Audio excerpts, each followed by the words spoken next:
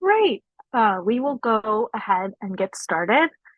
Thank you all for joining us for Access to Success, a conversation with small business owners with disabilities. My name is Ellen Wernicke. I am the Accessible Communication Specialist here at the Mayor's Office for People with Disabilities.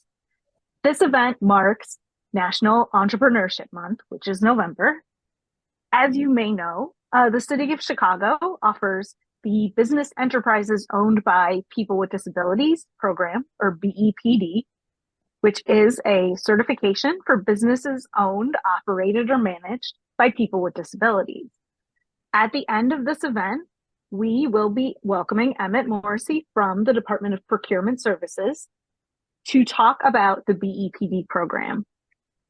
We are proud at this event to highlight just a few of our many Chicago area business owners with disabilities. We encourage you to take note of our panelists' business and give them your support.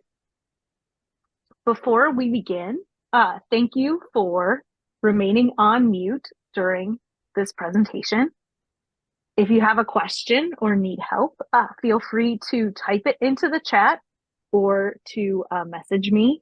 My display name is Ellen Wernicke, MOPD. And thank you to our ASL interpreters, Walter and Samantha, and our captioner, Heather, for making today's event more accessible. With that, I will hand this over to Deputy Commissioner Christina McGleam, who will be moderating today's panel. Thank you, Ellen. Welcome to Access to Success, a panel featuring business owners with disabilities. We're really excited to bring together these individuals to learn about their experience and get some takeaways for those joining us who may be interested in starting their own business as well. I'm Christina McGleam, Deputy Commissioner at the Mayor's Office for People with Disabilities. This event is being hosted by MOPD, the Mayor's Office for People with Disabilities, in collaboration with the Department of Procurement Services and Business Affairs and Consumer Protection. Like Ellen said, November is National Entrepreneurship Month. So we are excited to do this for the first time and learn a little bit about our Chicago area businesses. We will get started by introducing our panel today. We will have 3 panelists: Gregory Perez, Leslie Roberson, and Dave Hanson. We're excited to have them here to learn about their businesses. And like Ellen said, we hope that you support them in their entrepreneurship as well. As we get started, I will let each panelist introduce themselves, tell us a little bit about their business and how long that they've been a business owner. So with that, Greg, I'd love for you to kick us off. Hello, everyone. My name is Gregory Perez, and this is my name sign. We set up a not-for-profit organization that is called Deaf World Soul. And just recently, on November the 5th, was our 8th anniversary. So and we're a not-for-profit organization, and we are empowering deaf and hard of hearing individuals and assisting them with setting up an ecosystem. And we provide mentoring services and training. Inclusion into different programming. We just recently had a storefront shop commemorating a year of business, and we've been doing pretty well.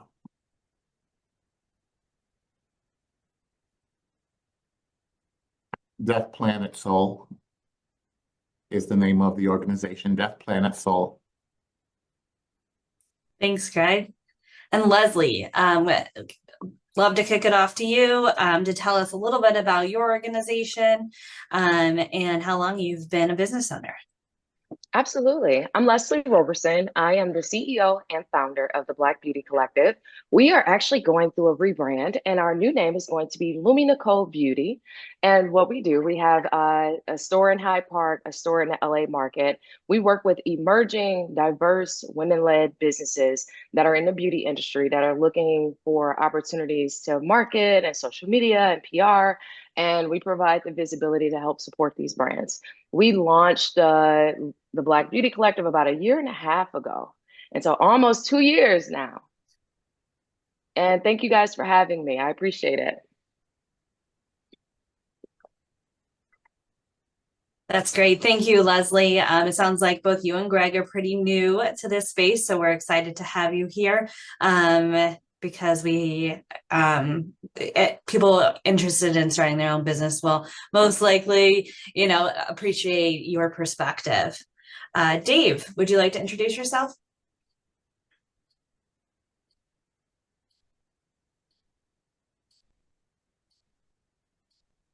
We can't hear you, Dave. You're muted.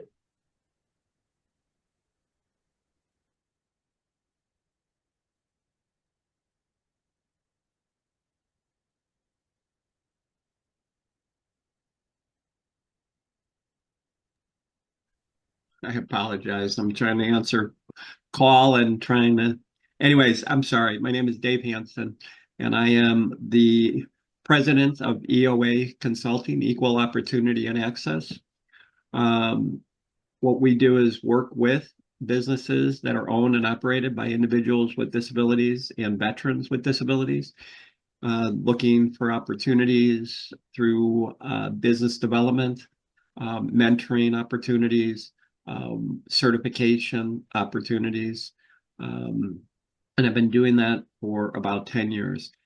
So that's the E and the O, equal opportunity, and the A is for accessibility.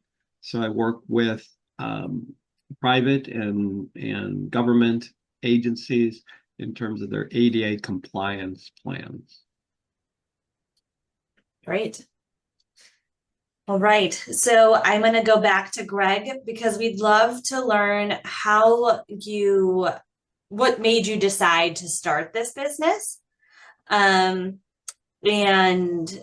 if you had any prior experience that led you down this path of entrepreneurship in this particular area.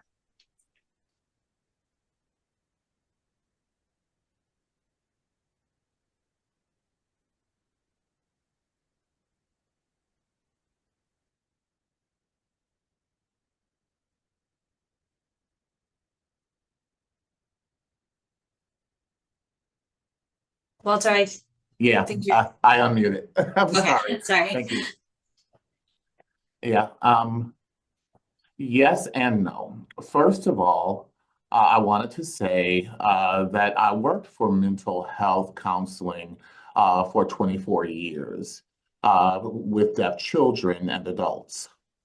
I did visit and I saw so many barriers for access that were experienced by many deaf and hard of hearing people who needed mental health resources. And I was doing that as a full-time job, working in mental health. There was one company that went out of business, and I volunteered some services to the community. And there were a lot of things that had not changed for deaf and hard of hearing people in terms of accessibility for individuals. And I wanted to see some growth in that area. I wanted to see some improvement because it was not because I was thinking to myself, it's not the 1930s. We are much more progressive people, and we should be able to have some improvement in the areas of access for deaf and hard of hearing. So Deaf Planet Soul was an old name. That was something that came from my college years. It was more of a party kind of club that we had. And I just brought that name with me. I think that I decided to set this up because I was seeing the challenges that each individual was having. and I wanted to provide some true care. And that was my passion, to try and see some change and improvement in the area of deaf access. And so we set up Deaf Planet Soul to help provide that. And so we decided to use Deaf Planet Soul to help the deaf community to find those things that they needed. And there were a lot of people who were going to college, graduating from college in graphic design or in engineering and different other degrees. But there were not a lot of companies that were hiring people who were deaf and hard of hearing or other disabilities because they didn't want to provide interpreters, or there were many other communication barriers. And they didn't think that it was really worth the investment in those people, which is something that I think is wrong. But, and people were taken advantage of. And they could have hired them and trained them and, and helped to beef up their resume. And they needed to learn how to interview appropriately and be able to, get the training that they need. So we started working in the past for about 8 years, trying to help find the funding to provide different kinds of services to the community that people would need for jobs and their training, so that they would be able to be paid to do the work that they do. So my major at Gallaudet University was in business administration. And then business was always my thing. I always wanted to own a business. I thought that I would be a business, and at first I thought it would be a not-for-profit, and I thought that would be great. Great. Thank you for that. Leslie, did you have a lot of experience in the beauty industry prior to starting your business? So I've spent the majority of my career in talent acquisition and corporate diversifying teams. And so I'm actually an Army vet. And so I got out of the military. I got my undergrad degree in HR management, and I pursued a career, and then got my MBA, and then pursued a career in talent acquisition. And I specialize in diversifying teams, to Walter's point, creating opportunities for a little bit of everybody. The way that we're thinking about diversifying teams, because I think it makes organizations stronger to be able to have people from all different walks of life and coming in to provide their expertise. And so that's what I've done most of my career. And the second vertical I've been working under, I have a modeling contract. I've been modeling for probably 15 years with the agency here in Chicago. And then I've been an entrepreneur. And so when I was looking at ways that I can lend my skill set to a different, just a group of people that needed it, I thought I would work with entrepreneurs that were in the beauty industry. Because of my background in modeling, I knew where some of the gaps were. And I also knew that there was a lack of funding that went into a lot of these businesses. And so I figured a creative way to support them would be able to become almost like a business partner to these entrepreneurs who needed the support. And so I did just that. I launched a Black Beauty Collective here in Chicago, and we've been going ever since. That's so great. I love how, all of the businesses here really also align with our mission here at the Mayor's Office for People with Disabilities. So that's really great. I think Dave, so too. Yeah, thank you. Dave, can you tell us a little bit about how you got started? I can. Well, I had worked for government agencies for about 22 years before I started my business. So I was always in larger organizations. When I left the state, I decided to see if I could start my own business. I've had a background with MOPD, as you probably know, when we started the BEPD program 20 some years ago.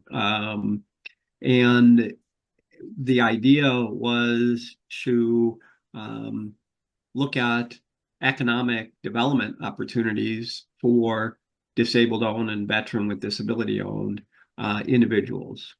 And following the lead of the MBE, WBE programs was the the idea of the BEPD program. So when I left, I figured I would try and start a consulting business that would help these businesses utilize the certifications that are available. I'm also utilizing my relationships with the county, the city, the state, in terms of ensuring that they're following their aspirational goals for utilization of dollars to these businesses. And then the accessibility side, or the EOA, the A part, is really, that's what I started when I was with the city in terms of architectural services, reviewing plans for compliance. And I knew that many city, state organizations were not following their transition plans or didn't have a transition plan, et cetera. And when they did have it, they didn't quite know how to utilize it. So my niche was to work with them in terms of prioritizing the goals, the funding, and so forth to make their environments more accessible to individuals with disabilities. That's great. Thank you. Thank you for that. Dave, this question's for you too. I know that you are also the president of the Chicagoland Alliance for disabled-owned businesses. Would love to hear, what you're learning within the disability community or the entrepreneurship community of individuals with disabilities in terms of some of the challenges they're facing. Yeah. So first, let me just explain the Chicagoland Alliance for Disabled-Owned Businesses is a 501c6 nonprofit organization, similar to Chamber of Commerce or the Women's Business Development Center, Hispanic Chamber of Commerce, etc. It's a membership supported and driven organization that's just a couple years old. Started by a small group of disabled-owned businesses that felt that they utilized the services, opportunities that were out there, and they wanted to hand those down to other disabled-owned businesses or individuals that are looking at starting their own businesses. What we're hearing is that a lot of the individuals are not aware of the services that are out there, either through the small business development centers or SCORE or the Alliance or any number of the programs. The ones that have been certified are disappointed that the certification hasn't resulted in more opportunities for them. And that's at the federal, at the state, the city level, that it hasn't had the economic impact on the disability community the same way that the set-aside programs for minority and women certifications have. Thank you for that. And Leslie, I know that Dave mentioned that some business owners aren't aware of the resources that are available. I would love to hear about some of the resources you used to start your business, and then what are some ongoing resources that you continue to use? So something I've been and I always encourage entrepreneurs to do when they're thinking about starting a business, understand the programs that are under the Chamber of Commerce, in the different areas that you're a part of in the city, and then also tapping into any resources. So I was able to get all of our different certifications, so minority, women, disabled, veteran certifications with the city of Chicago. And because of that, we are on different email lists. So they email you updates of the different resources and programs that exist. So making sure you're paying attention to those and then asking questions and meeting people, programs like these great folks on this call, tapping into your network to ask questions and even if you don't know quite what to ask, asking some starter questions, like telling them what you're thinking about doing or what you're doing, and then seeing how you can work with the city of Chicago to support it. And so those are some of the things that I do on a continuous basis. As I tap into my network, I'm always asking questions. Right now, we're looking at like airport concessions and how do we become a part of that? And so that is what we're hyper focused on, myself and my team. And so we're leveraging those resources that are out there, going to some of the classes and the info sessions and meeting the instructor afterwards to ask additional follow-up questions. So thank you. Thank you. Great. Yes, there are so many resources out there, and I know that sometimes some of the difficulty, of course, is just learning which ones work best for you in the particular situation you're at. So it sounds like that's some good advice in terms of leveraging all of the different resources at the different government levels and collaborating and networking. We know that is something that's super important, even within our career center that we launched 2 years ago, is the importance of those relationships and building those relationships. Absolutely. So Greg, my next question is for you. I'd love for you to tell us about any advice you would give someone who's thinking about starting their own business, and maybe any words of wisdom or information that you wish you would have known before you started Deaf Planet Soul. Yeah. So the goal for us now was we wanted to set up a community center. And so people could, stop in, they could get job help, they could get, there would be a domestic violence hotline there that'd be accessible for the deaf and hard of hearing community. And so we were really looking, the problem became how to solve this. There are many offices and there's a lot of interpreting agencies where they have deaf and hard of hearing people, and so they know where to look. But there were just a lot of problems with services. How do we apply for Social Security? How do we find the job? They don't have that information, a lot of the community. They don't have those resources and they don't know how to fill out those forms. And so we needed to help them, figure out how to fill out those forms the right way, how to approach these things for SSI, SSDI. How do you do that? And so you want to help teach people how to do that. And there's also, hotlines for the deaf and hard of hearing, and there's assistance programs that can help with anything that's preventing them from accessing a job. And there's a lot of different resources out there, and maybe they're not hiring enough people. And so I would say a big number of that is just, the limited resources and depending. We want them to be more independent and know how to access those resources on their own. And so what we're trying to do now is with our storefront, we're trying to welcome people in who want to set up their own business. And we have a few deaf and hard of hearing people who have come in and they're interested in setting up their own business. There's a deep pause program, and individuals who have their own businesses, just various businesses.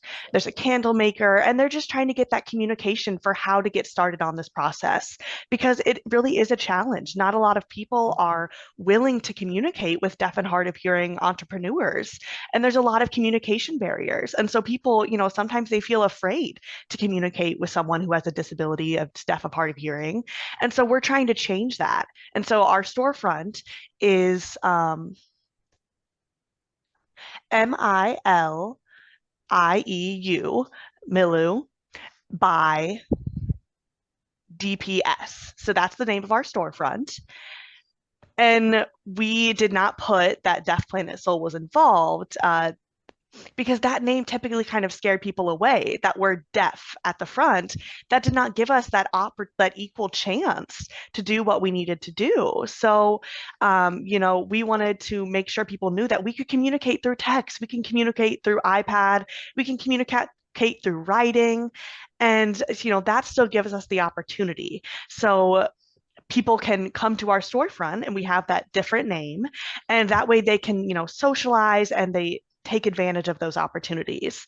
And it's not necessarily Deaf Planet Soul on the front, because then, people might not know that they can access our storefront as well. They would think, oh, well, if it's a deaf owner, I can't access it. But this way, we have a different name. So people don't know that it's ran by someone who's deaf. And so they come in and they're willing to give us that chance. And, that gives us that opportunity to welcome them in and communicate and engage and take that opportunity. And, there's just not enough resources available. So BACP, I know they have resources and they have the certification. And so we just have so many programs that we're really trying to connect people with and educate them about. There's different finance programs. There's a lot of different opportunities, and people feel really excited once they see all of those different opportunities, especially now this certification, that, for retail businesses that can really help educate people and help with their financial resources. And so we're really trying to do everything we can.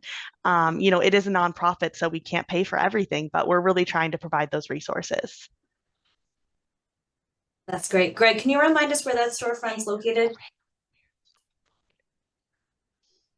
Yes, it is 1234 West 18th Street. Great. And it's in the Pilsen area. Okay. Awesome. Thank you. Yes. And Leslie, I'd love to learn a little bit about how the Business Enterprise for People with Disabilities, or the BEPD program, has been beneficial to your business, and any success stories you have because of that certification. No success stories just yet, but Okay. fingers crossed, as we're looking to get into the airports, we'll be able to lead the charge and getting other business with similar certifications in as well. So no success stories just yet, but coming. Great. Has it helped you meet anyone, or do you feel like there is some, it's like beneficial to have not only BEPD, but the other certifications as well, as like to make your business more like credible or have more, backing behind it?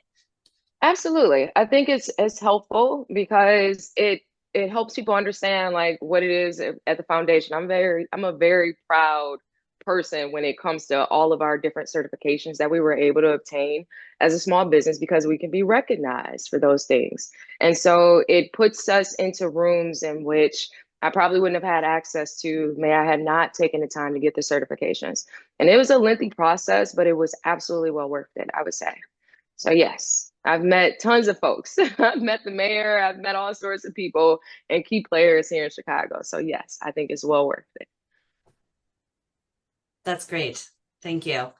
And Dave, we know that there are other certifications at different other levels of government as well, or other programs that some of your alliance members may be participants of or members of. Can you share a little bit about that?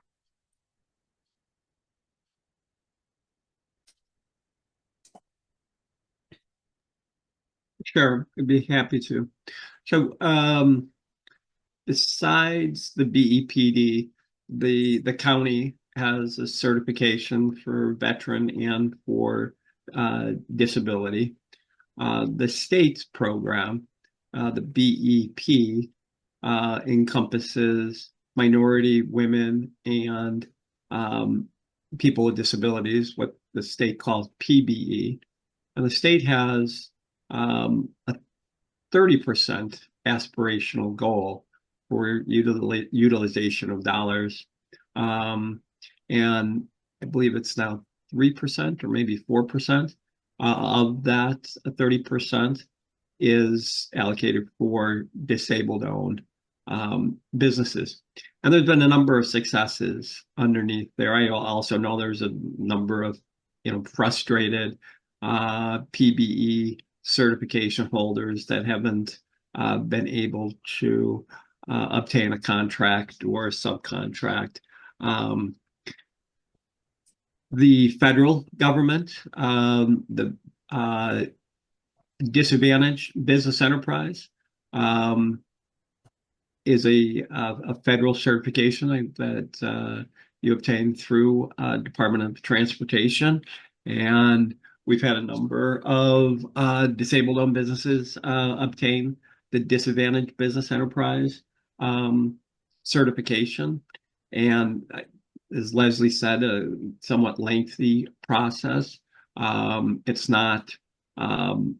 not clear and succinct and precise in terms of disability being a classification underneath the disadvantaged business enterprise like it is with the state or the city. So it takes a little bit more process, but it's very well worth it. And Leslie, it's probably well worth it for you as you're looking at airport or airport concession certification as well. Again, some minor level of successes with the BEPD and with the states and with the federal.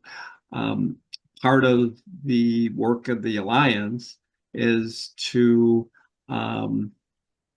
identify opportunities for these businesses that have had success within these certifications to work with businesses that are thinking about getting a certification or have been certified but haven't had some successes, and see if we can connect those. And then also among the alliances to look at how we can, as a group, do better business-to-business purchasing opportunities as well. And as Leslie said and Gregory said, in terms of our network, expanding our networks, too often the disability community works in silos, and we don't tap into each other's resources. And if we did, we'd have larger numbers. Procurement's on the phone, and and if it's procurement for the city, the state, or federal, or we work with a number of private companies that are looking at diversity and inclusion and adding disability as a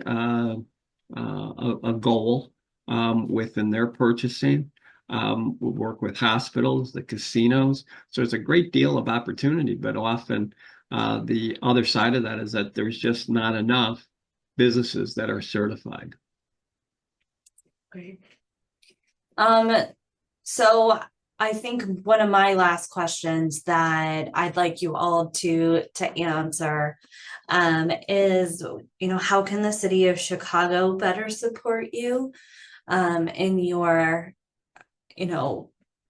as you run your business? How can we as a city or as the mayor's office for people with disabilities, procurement services, the Department of Procurement Services, or Business Affairs and Consumer Protection, how can we better support you as a business leader? So I think we'll start with you, Greg, and would love to hear your feedback there. Yeah, so first, thank you for your closing comments. So we have, right now, there's nothing for deaf, hard of hearing senior citizens in Chicago at all. And, one man came up and asked me, he asked if I could assist him in finding some senior citizens who are deaf, because there's nowhere. He has nowhere to put his father. There's no homes for them. There's no programs right now.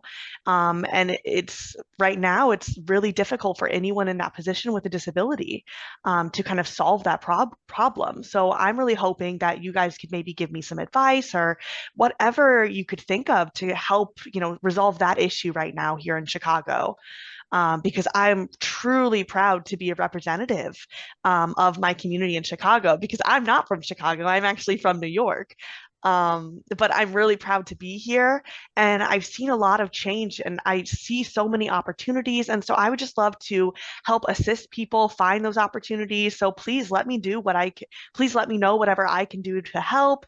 Send me emails, any advice or information you have, any resources, because it's hard to do this on our own, and we shouldn't have to. I want things to change and improve here in this community.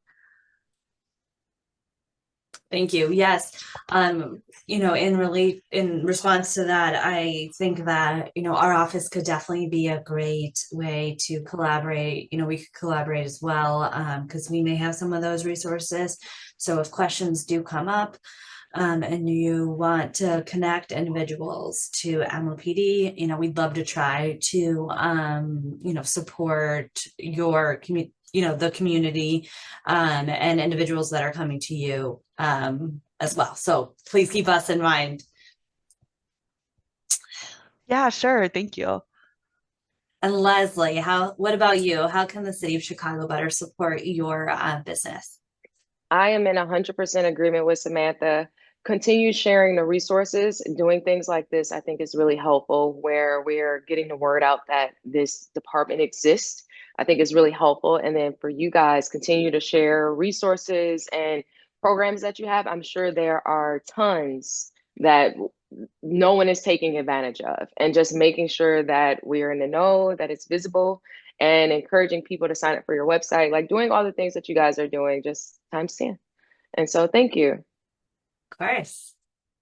And Dave, last but not least, Yeah. what are some ideas you have for the city? Well, I think the Department of Procurement and MOPD could more outreach to the existing BEPDs, because often we hear that the BEPD, somebody got a certification, it didn't result in anything, they let it go.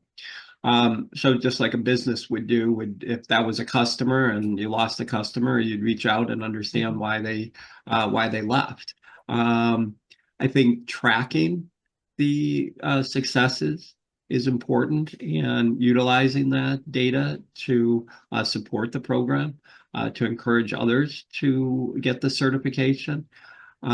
Also, I think that how you measure success could be defined or expanded in terms of, it's just not the number of contracts or dollars allocated, but how many businesses applied, for a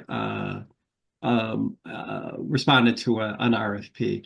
The city could do a customized event for just BEPDs, in terms of looking at the list, looking at the industry codes, etc., putting the purchasing managers and from the different departments together, just to do an introduction. There's some best practices in that. The Tollway Authority was way behind years ago in terms of their minority and women participation, and became one of the leaders in the country. I think things like that would be could be very beneficial. If you don't track it, how do we know what we're doing? And if we don't see the numbers being increased in terms of the certifications, then maybe we have to increase the incentives as well. In terms of the diversity opportunities, or this, adding disability to disparity study, and supporting it in that way as well, and looking at other states that have done similar programs and looking at best practices out there would help. And then I think lastly is looking at how the city and the sister agencies can work together, because the BEPD program, the Department of Aviation has their own certification, and the public schools, the Park District, the CTA. So they don't recognize the BEPD within their purchasing of supplier diversity programs.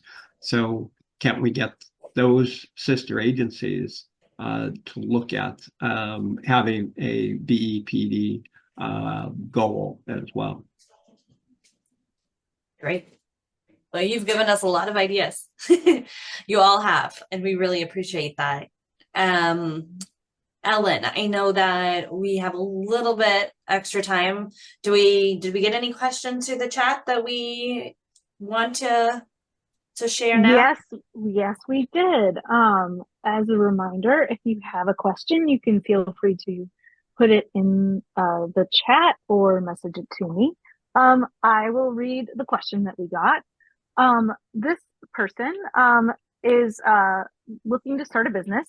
Entrepreneurial counselors have told them to get a job in the field, but okay, I'll just read what they wrote. Entrepreneurial counselors have told me to get a job in the field that I want to start a business in before starting a business, but no one will hire me. I have an MFA, but little to no work experience. I really don't have a network. Any advice? I don't qualify in general for internships, and I'm running into a lot of roadblocks. So I would be curious to hear what our panel thinks about starting a business in an arena where you haven't had work experience in another company.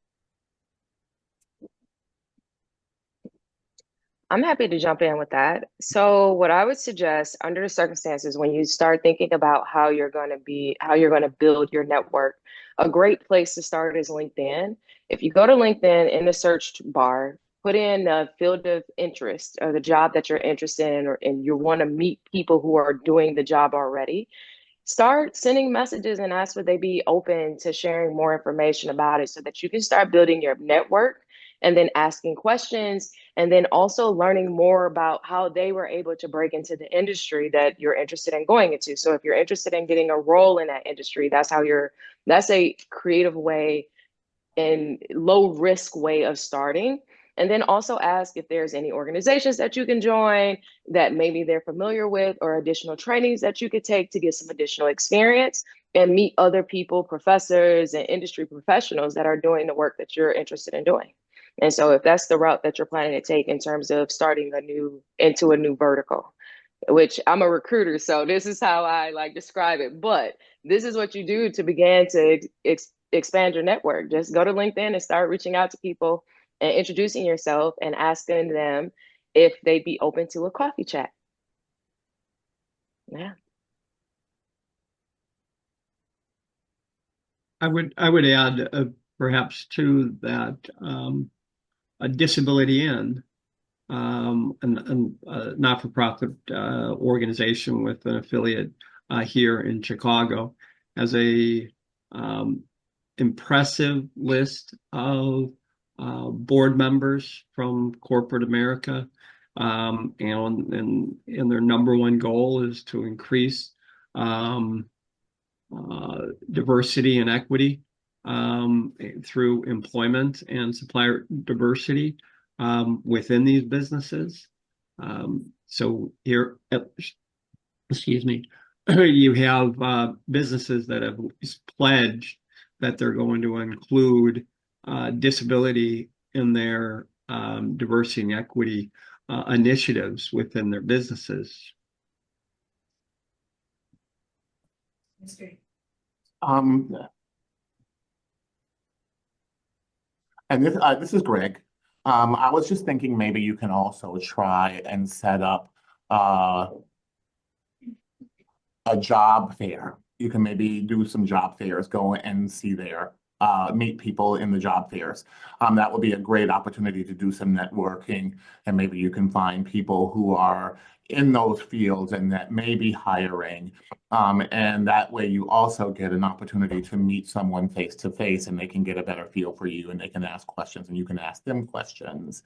That personal face-to-face communication is important, because I know that in our community, we're not very good with emails. As deaf individuals. Like, for example, even here in Zoom, we're not very skilled at that. Personally, I don't know how to use Zoom very well, and how to use it in my business. I actually had someone to give me a quick lesson on how to use Zoom for this meeting. There's many things and many resources that you may not be aware of that you can learn from people. Invest in the job that you want to go in, and you'll benefit from meeting people and asking questions and speaking up and asking direct questions of these people. And that is a good way for you to start to get comfortable with those individuals who are working in those areas. Can I add something to that? And even if you aren't eligible for internships, because I think that was a part of the message that they sent over, you may request to shadow.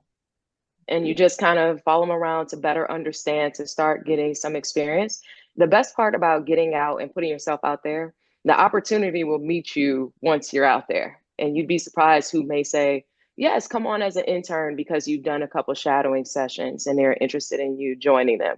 So take the opportunities and just kind of do exactly what the folks here are saying, going to job fairs, introducing yourself, talking to industry leaders, and ask for shadowing opportunities that may lead to an internship, which could lead to an actual position in a company. And I would add as well in terms of, and I probably should have brought this up earlier as well, but through the Department of Rehabilitation Services through the state of Illinois, the VOC rehab program, as it's known, two things. One, if you don't have a VOC rehab counselor, you can sign up and get one. We have their number one outcome is employment.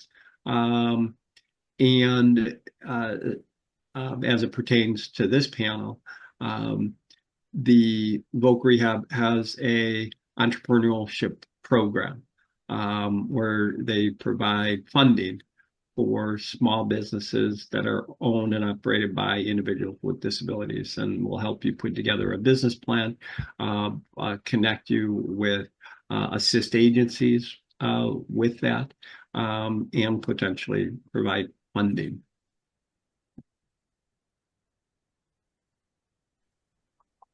We Thank you. have another question good. from the chat. Greetings, everyone. I am visually impaired, the questioner says, and am seeking to start my own business. What unique challenges have you faced as an entrepreneur with a disability, and how have you addressed that?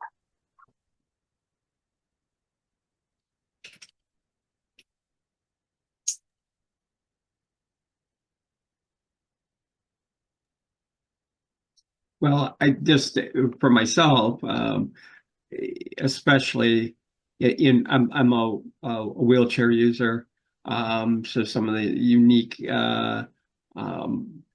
circumstances where you may be trying to go to a meeting and the location isn't accessible, or that just getting to the location, it can be difficult in terms of public transportation, or if you rely on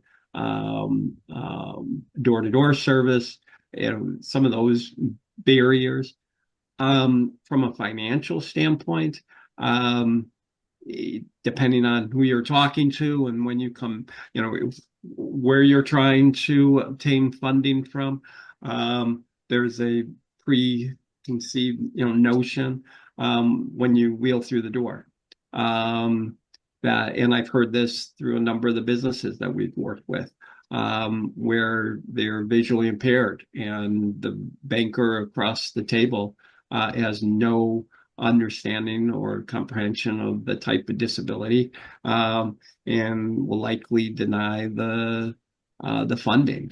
So those are some of the barriers that individuals with disabilities face when starting their own business.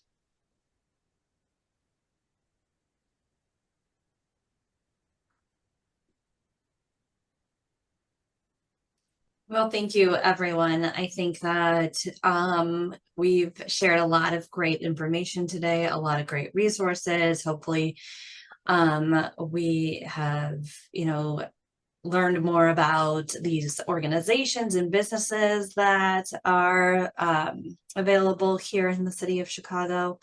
I know that I want to, especially thank our panelists here today. Greg, Leslie, and Dave, we really appreciate the time that you took to speak to us. Look forward to working with you in the future. And I wanted to turn this over to the Department of Procurement Services. I know I believe Emmett's on the call, who will talk to us a little bit more about the BEPD program, which was mentioned a few times here on this at this program. Just in case there are business owners out there right now who are interested in getting that certification. So I'll turn it over to Emmett.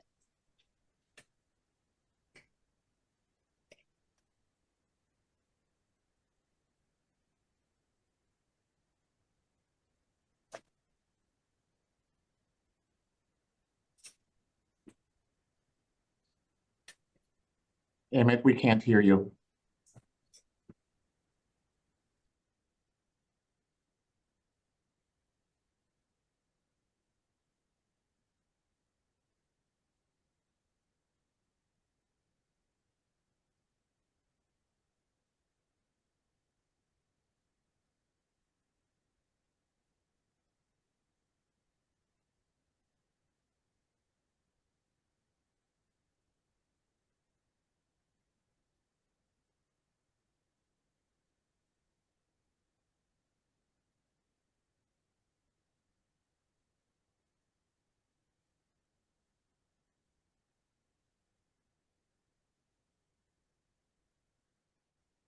Chance you can hear me now? Yay. All right, let me run through this quickly. I took my headphones off. I had issues with the Zoom earlier as far as hearing. I thought the mic was working, but I'm just going to run through on the general process and how to become certified. So the current certifications the City of Chicago offers are MBE, which is Minority Business Enterprise, WBE, Women Business Enterprise, VBE, Veteran-Owned Business Enterprise, and BEPD, the Business Enterprise Program owned and operated by people with disability. These are the 4 local programs, and also the City of Chicago has 2 federal programs. The DBE, which is a Disadvantaged Business Enterprise, and the ACDB, Disadvantaged Business Enterprise. As a BEPD, you can have the opportunity for the federal program, but there's a couple extra steps to become certified. The benefits of certification, all the certifications, is that it provides visibility. If you're certified, you're listed in the public directory, which is visible to the general public and all prime contractors. Currently, there's set aside participation goals for minority and women-owned business enterprises. For BEPD, there is bid incentives currently on City of Chicago contracts. And then additionally, there's businesses in the private sector that seek out the City of Chicago certification. Generally, all agencies in the state of Illinois look at and view and accept the City of Chicago certification for most projects. There's a target market program for minority and women business enterprises that allows businesses to take 100% of the contract goals. Qualifying groups that can get certified include African Americans, Hispanic, Asian Americans, Asian Indian, women, veterans, people with disability, and other individuals that can prove they're socially or economically disadvantaged. VB, to become certified as a VB, you have to provide your DD-214 or the DD-215 form. And veteran means people have served in the United States Armed Forces that were honorably discharged or separated under not dishonorable conditions.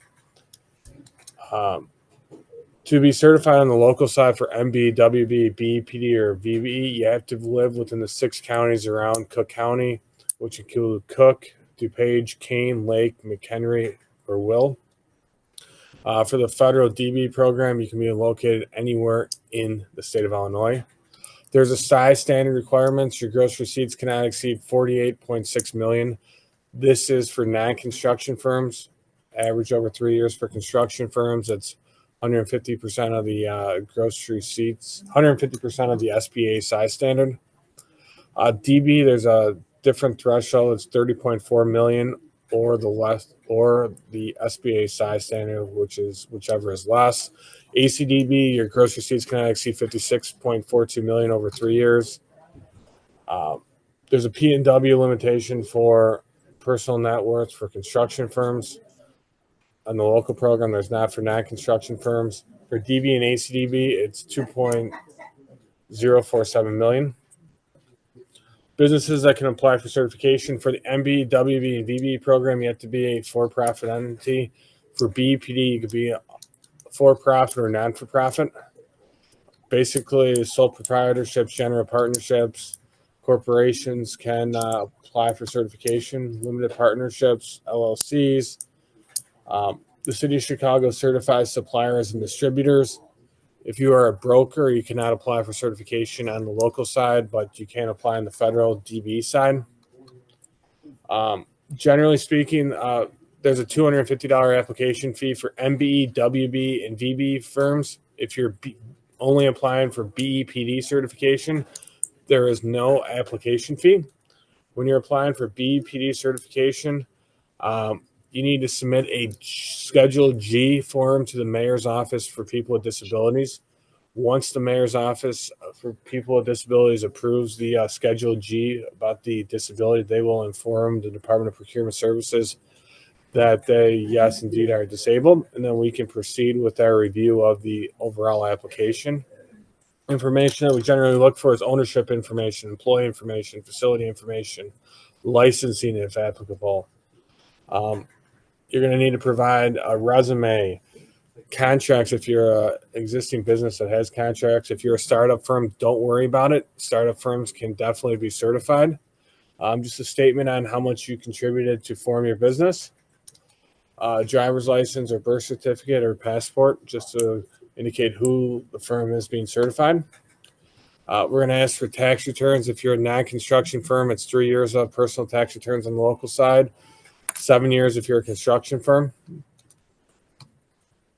After your documentations are submitted, we'll review the application. Once we receive it, it generally takes 90 business days or 90 days, depending on how the application is put together. We'll review all your information provided. We'll reach out if there's any additional information that's required.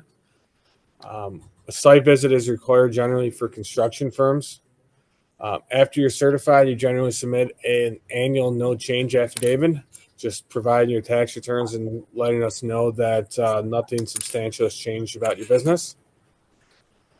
At any point in time, you can submit what's called an expansion application. Like generally when you get certified on the local side or the federal side, you get certified in what's called NAICS codes, which are the federal government codes for your industry. A lot of times once a business starts, you have a couple codes, but if you grow and are successful, you can always expand your business and try to get certified in other things to try to get more opportunities in the market. That's my general quick view of the certification process. It's not as difficult as some people may have heard about the certification process, but it's a thorough process. We just need to verify information on the applicant and the type of business. But there's no fee for the BEPD program solely. That's one of the key items for getting certified with BEPD. And I hear what the group has said. They'd like to see more opportunities for certified BEPD firms. That is something that would be important for firms to possibly contact their elected officials, say that there's a need for more opportunities for people with disabilities, and potentially the program can expand for hopefully potentially adding contract goals, but currently there's not contract goals, but it's something that is important to this group of people, and I respect that. Is there any direct questions I can answer about certification? Let me try to get my mic on. I'm having technology issues, but I think maybe if I plugged in my mic, I could hear any concerns or questions that the group may be having. Thank you so much for the opportunity today.